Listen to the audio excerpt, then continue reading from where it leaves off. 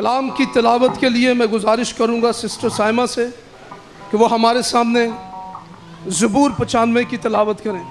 Praise the Lord church. हमारे लिए आज का जिंदा कलाम ज़बूर 95 उसकी पहली से 7वीं आयत तक। आओ हम खुदावन के हजूर नगमा सराई करें और अपनी निजात की चट्टान के सामने खुशी से ललकारें। शुक्रगुजारी करते हुए उसके हजूर में हाजिर हों, मज़ामूर गाते हुए उसके आगे खुशी से ललकारें, क्योंकि खुदा खुदाई अजीम है और सब अलहों पर शाह अजीम है। ज़मीन के गहराव उसके कब्ज़े में है, पहाड़ों की चोटियाँ भी उसी की हैं। समुंदर उसी का है, उसी ने हमको बनाया और उसी के हाथों ने खुश्की को भी तैयार किया।